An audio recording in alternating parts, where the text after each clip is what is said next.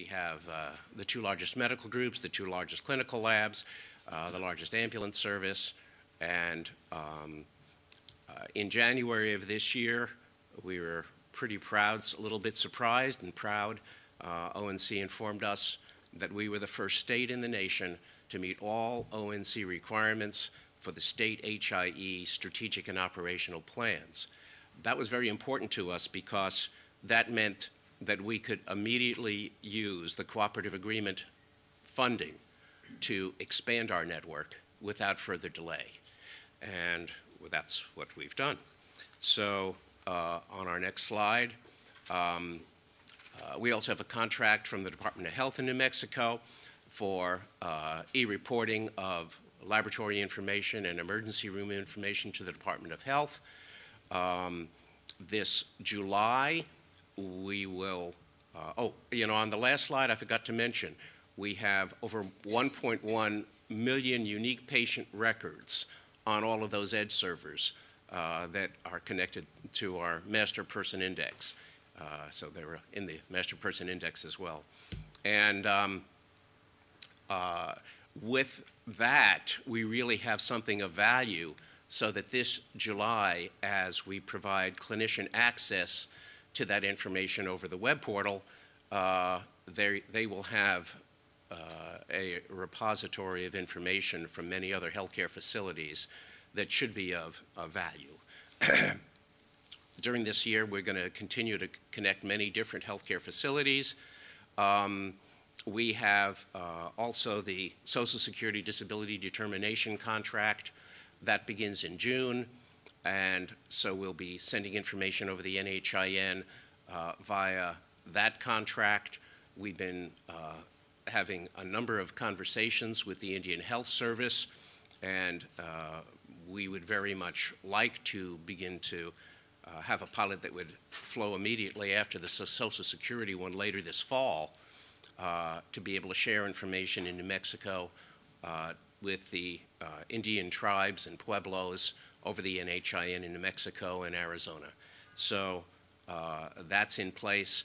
The other piece that I'm adding on here, these are not exclusively LCF or NMHIC. We're part of community coalitions. We have Robert Wood Johnson Foundation grant aligning forces for health. We feel like that is very complementary to our information technology and HIE efforts. We applied for a Beacon grant, and we'll see what happens. Our next slide, I think this is the one that says community effort. Is that right? Mm-hmm. Yeah, that's almost become a broken record, but the reality is that we view ourselves as a public utility, and our relationships with all parts of our community have just been critical, just essential.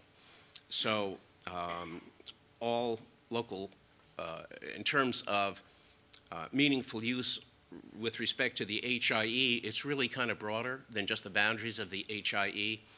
All local stakeholders, especially the medical practices, the medical groups, the professional associations, but it goes beyond that again because the matching funds means that the health plans need to be supportive, the employers need to be supportive. So all of those. The state asked us to take the lead, LCF, to take the lead with a consortium for the New Mexico HIT Regional Center. And so that enables us to try to closely coordinate our quota is a little bit more than 1,000 small medical practices to get to meaningful use within these next 2 years. And of course, having a health information exchange for care coordination is pretty important on that. The health information exchange. I've mentioned NMHIC, and NMHIC is the state designated entity, so we do planning and coordination, but we can't do it by ourselves. There's an administrative network that does eligibility and claims processing. That's called Health XNet. And so we've collaborated with them in order to try to meet all parts of the state HIE cooperative agreement program. and worked with our QIO, the New Mexico Medical Review Association, that has been working with SureScripts to encourage e-prescribing. So that's another piece that we pulled together. We've had wonderful support from the Department of Health. I'm moving on to the next bullet there, the state agencies and our state Medicaid agency. And of course, all of the different federal agencies. It's more than ONC, it's CMS, it's AHRQ, it's SSA. So really, all of these pieces come into play. This next one, I believe, is Meaningful Use Network Services. Is that correct? Yes. Okay, thank you. I did a little reverse engineering here. In the funding opportunity announcement, of course, it lists the 7 different networks. You notice that I kind of carved them up into little groups, and I've sort of backward engineered them into the meaningful use categories. They're not a one-to-one correspondence. There's overlap and sometimes multiple ones. But you know, in this case, NMIC is providing the clinical summary exchange, clinical summary records. We tend to think of them as the CCD and the C32 because of being in the NHIN trial implementations. And you could wind up saying that provides care coordination and engaging patient and families in terms of the 5, I'm referring here to the 5 major health outcome priorities that have been put forth from the HIT Policy Committee and also showed up in the NPRM.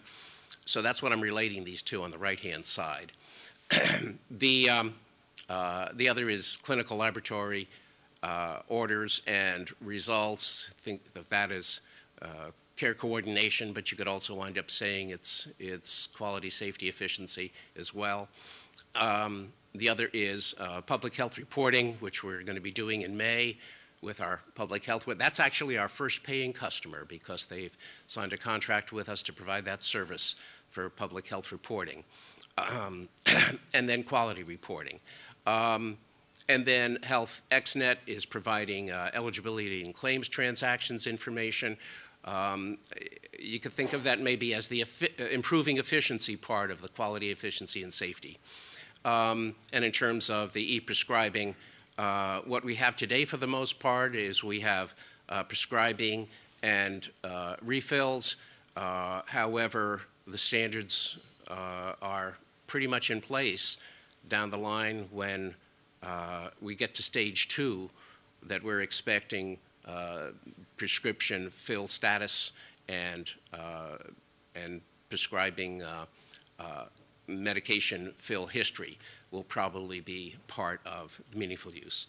So, you know, this has been all of the wonderful things we've done. This would be not balanced unless we also shared with you some of our challenges. We were so pleased to be able to go through the state HIE strategic and operational plans where, for the most part, the format was set out by ONC and very well done in that stage. But prior to that, we'd been working, developing business plans, using that as a tool to be able to represent stakeholder priorities in our community.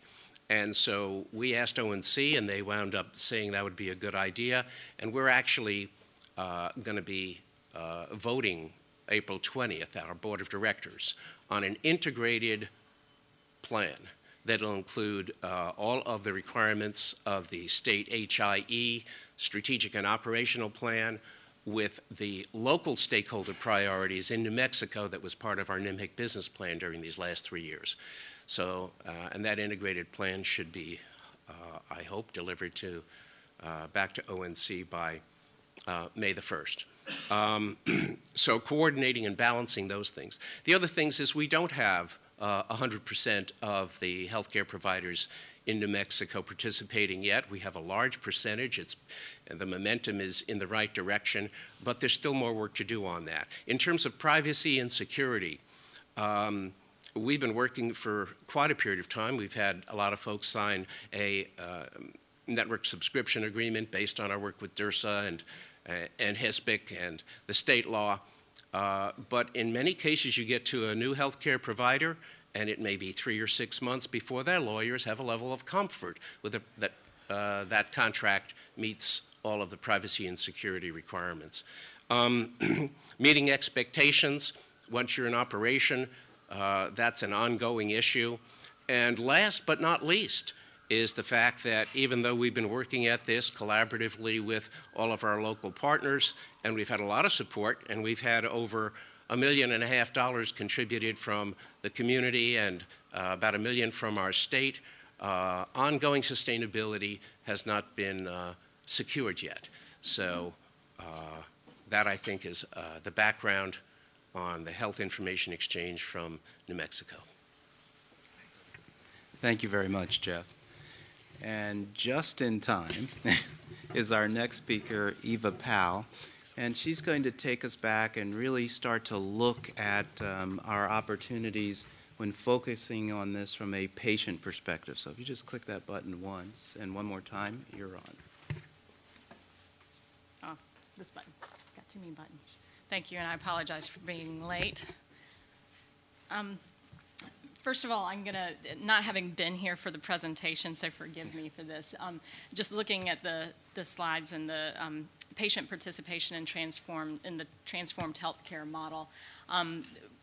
Just to set the stage for my comments, I will pick on Martin just a little bit, and I will preface that by saying that you're doing great things at the Cleveland Clinic, so this truly is just picking on you a little bit. But in terms of participation in our transformed healthcare model, part of what I'm here to talk about is the fact that patients and consumers really have to be part of the transformation, not to be marketed to once we've transformed care, but to make sure that we are part of the transformation.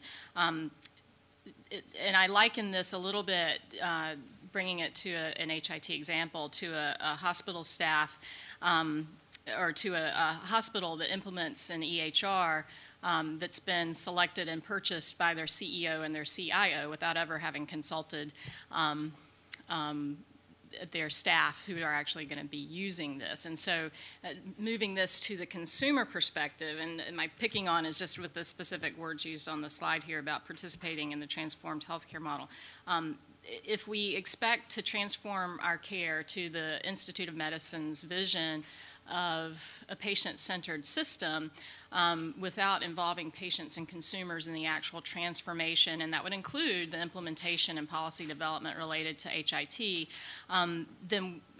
then we may not end up with the system that we hope to have. And I think we all know some of those very expensive lessons that have been learned by taking that approach of making decisions without involving those who are actually going to be using it. So what I want to talk about is how does meaningful use really impact consumers and patients, and what stake do patients and consumers have in this?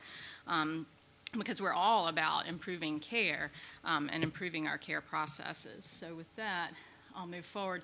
I'll move quickly through this. The National Partnership, I think most of you are aware, is a consumer advocacy organization working historically on workplace issues, but more and more we are taking a role in the healthcare debate and have actually been very active on the issue of HIT over the last several months, or actually the last several years, and specifically on the meaningful use information over the last several months.